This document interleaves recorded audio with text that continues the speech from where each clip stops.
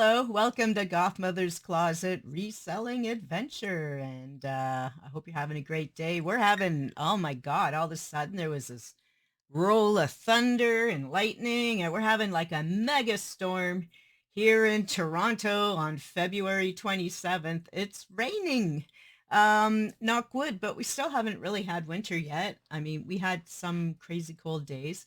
We had like 2 months of darkness where the sun never came out. But it's been a weird, weird winter. We're in an El Nino or Nina or whatever, so it's a more mild winter than usual. And then of course there's that whole, is the other shoe gonna drop? Is it climate change? Is it something else? Anyways, I'm always happy to not see the snow, but there is something weird about living in Canada with no snow in February, and it's gonna be March in 2 days, so I guess we got away with no real snow. Um, so how's the adventure going? How's your adventure going? I'm pretty happy. I'm still a small seller. I'm still a new seller. I'm getting into a better rhythm of what I'm doing. And so I just thought I'd pop on and check in. I have been, seems like I'm selling consistently on Poshmark now, a few items a week. I'd like to really get it to a few items a day, but I'm still learning the ropes, learning how to price and so on. And of course, I'm not actually a reseller. I am just selling my own stuff. So I don't know if that's a reseller as well. Does it make a difference if you buy something from an estate sale or if you are your own estate sale? I don't know. But anyways, I I took a whole pile of more pictures to slowly upload this week. So today, that's what I'm doing. Today I'm researching all the pictures I took, and then this afternoon I'm going to be posting the listings. So this has kind of been my strategy. I've been trying different things over the last year as I'm learning and growing and what kind of works for me, because the reality is I am a freelance writer and I am a teacher. Those are my main jams, but I also, need a side hustle, and I also need to get rid of a lot of my stuff, and I need to get rid of a lot of my parents' stuff. So this is why I really, really want to do well on the Poshmark store, and I will be transferring to eBay as well, cross-listing to eBay. And I do have an Etsy store, and perhaps I'll cross-list over to Etsy as well with some items. I don't know yet. I haven't decided because just when I was going to start sinking time into doing a big cross-listing with eBay, sales have been picking up. So I haven't done that yet because I just want to stay focused on listing, listing, listing as opposed to cross-listing. Although once I get into my book collections and comic books, I have comic books for my whole life and before. Um, that's definitely eBay stuff, and I have tons of CDs from my life and my parents' life that I may or may not put on eBay, or I might just sell them. Like I might just take them to I don't even know who to take them to. It sure isn't Value Village anymore.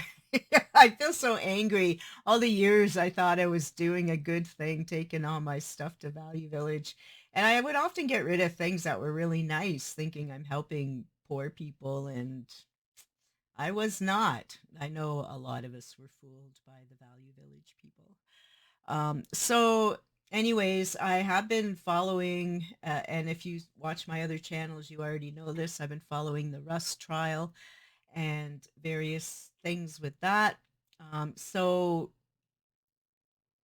over the last few months, I would listen to resellers ramble on while I was working, but now yesterday, listening to the Rust trial on YouTube while I'm photographing and listing and researching and stuff. So, and this is what I do. I like having voices in the background to keep me company while I'm doing these Sometimes it's interesting, sometimes it's boring. I am finding it interesting looking up some of the stuff from my parents' place because you know they're antiques or they're old, and then it's like, oh, how do I price this?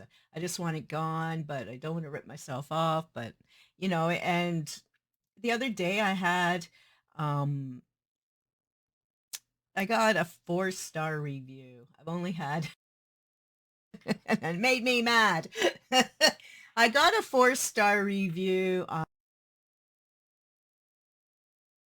Don't know why. They gave me a 4-star review and they didn't say anything. And I don't know why. And what they got was actually not anything from anyone in my family, but it was a beautiful pink wool skirt, very lightly used. It was in beautiful condition. It had a lining, it had buttons. It was kind of like a tight little flare. I'd originally had it up for like 50 or 60.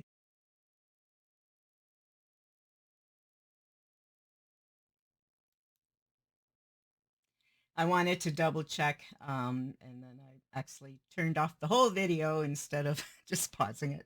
Anyways, so yeah, so I sold this skirt and I dropped the price huge, and I dropped it to $23 for this beautiful skirt. Um, I how I sent it was I t- these days what I've been doing is I get those Glad Ziploc bags, and it's not necessarily Glad, but the Ziploc bag. So with something like that skirt, I put it in the bag because it's a plastic bag, and therefore if anything happens to the envelope, the skirt would be intact. It wouldn't get wet. It wouldn't get stained. It would be totally fine. And then I just put in a thank you on the invoice slip. And then I put it in one of my, I'm pretty sure that was a purple envelope day. I have you know, 150 purple, those little plastic envelopes, taped it up.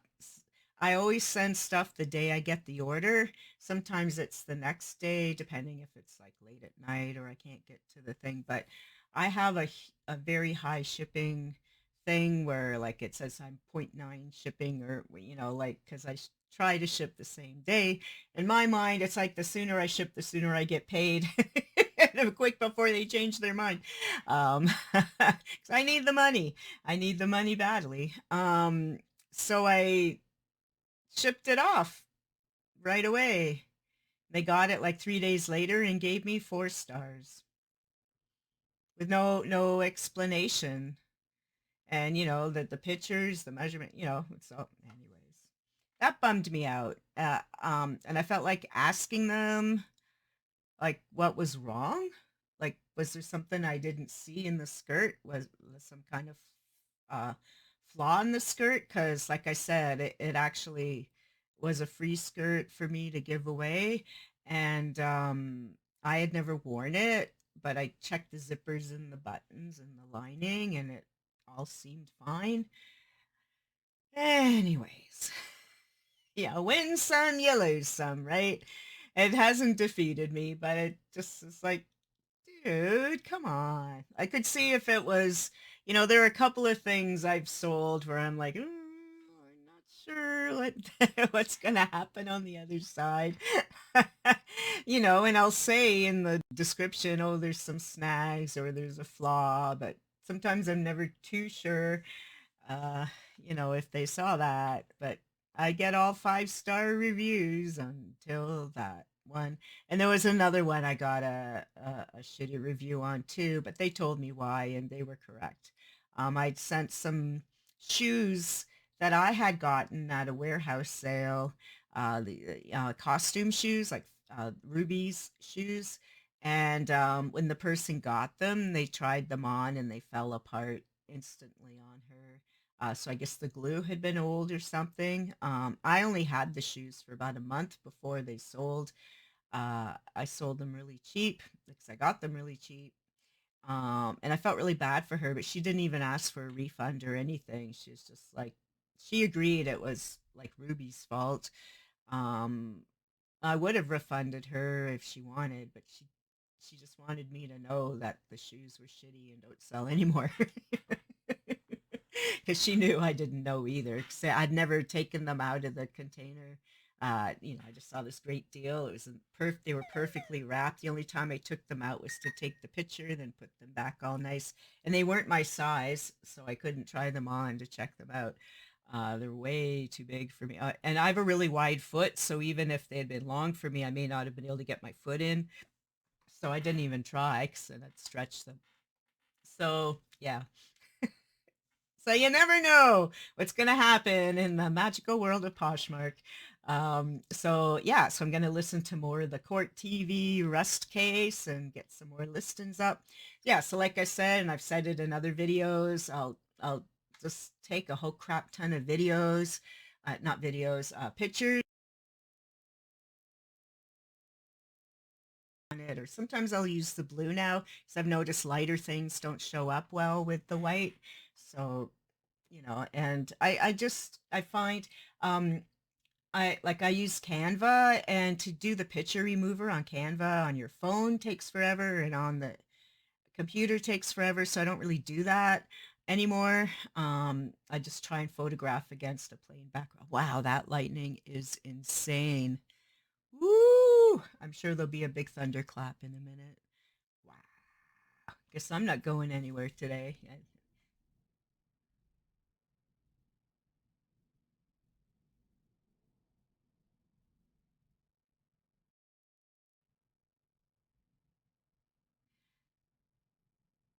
That's a really long, long, long rolling thunder, isn't it? It's still rolling. Wow. Glad I don't have to go outside today. Anyways, have a fantastic day. Let me know your Poshmark adventures, or eBay or Etsy or whatever you're up to. Have a fantastic day. Don't forget to like, share, and subscribe. I'm trying to be more, at least once a week do this and share what I'm learning. Sellers. Oh, and I just want to say one more thing. There are a few of the popular dudes because we are in such a recession, and I guess because they're trying to support entire families on reselling, and since they're reselling as opposed to me, which I'm just selling off I'm doing the finished death cleanse or whatever. But with them, they're actually going out buying thousands of dollars of stuff and then trying to flip it, right? That's totally different than what I'm doing. And some of these people who have been doing this, they're having a lot of difficulty right now because the way eBay is changing still. That's another reason why I've been reluctant to really dive right in. And then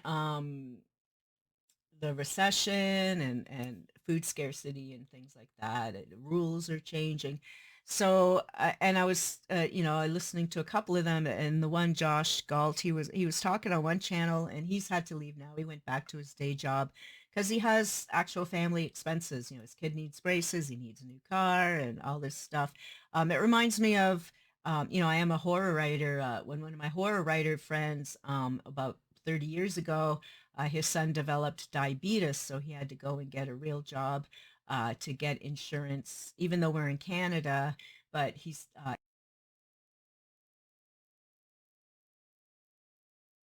son's a diabetes medication, and so he couldn't rely on just the freelance writing, even though he was doing really well as a freelance writer.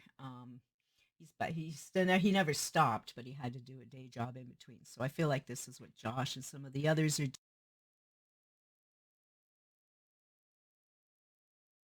relying on them to be consistent and to pay for their things. Whereas for me right now, I'm doing finished death cleaning because I'm going to die soon, right? I'm old. So it's a totally different perspective. But one thing that Josh said, people were talking about, money going out, money coming in. And the one guy they were doing a podcast together, and he and Josh admitted, he said, and other people have said this about their own lives, that he said he spent about $300,000 to make $100,000 through eBay. And so if you're curious about numbers and statistics or what it takes to be an active reseller to earn 100 grand a year, it seems like, and I've heard other people give similar numbers, that it's about a 3 to 1 kind of idea.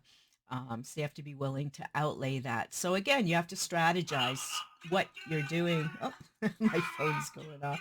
So strategizing what you're trying to do, making yourself a goal. So for me, um, I thought about jumping into reselling back in the fall. I was really excited, thinking maybe this is something I could do. But right now, I'm just focusing on dealing with all the product that I have and the few.